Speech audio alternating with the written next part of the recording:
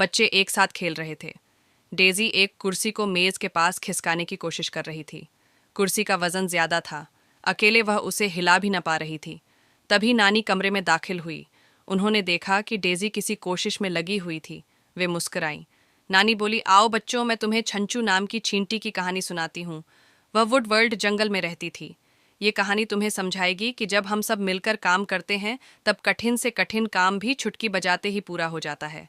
छंचू चींटी अपने दोस्तों के साथ वुड वर्ल्ड जंगल के एक मोहल्ले में रहती थी।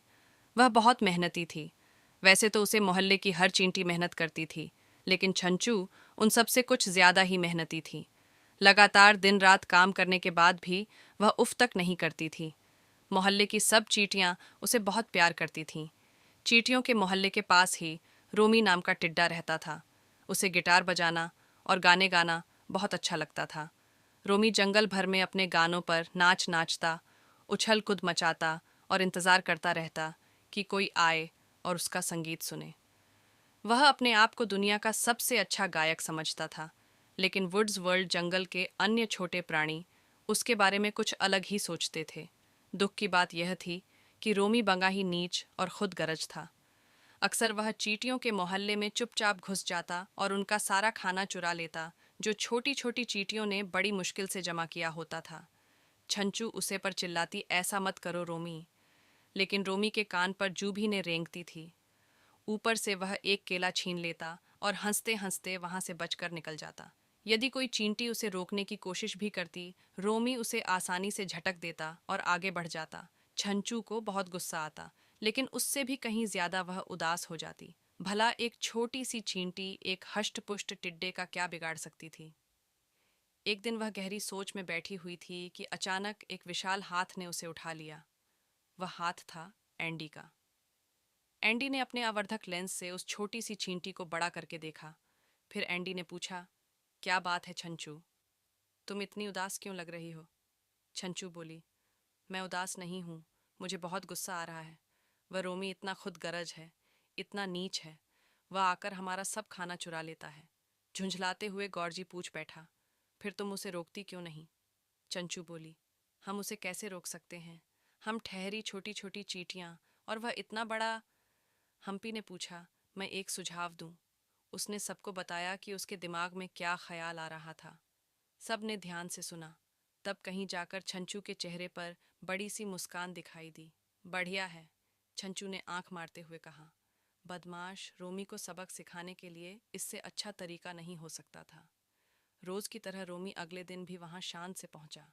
चिंटू को चढ़ाते हुए वह बोला, वाह, क्या बात है, सभी चींटियां मेरे स्वागत के लिए मौजूद हैं। छंचू गुस्से से दांत भींचने लगी। अच्छा, अब समझा, तुम सब मेरा गाना सुनना चाहती हो। माफ करना, आज मेरे पास वक्त नहीं है क्योंकि मुझे एक बड़े शो के लिए जाना है।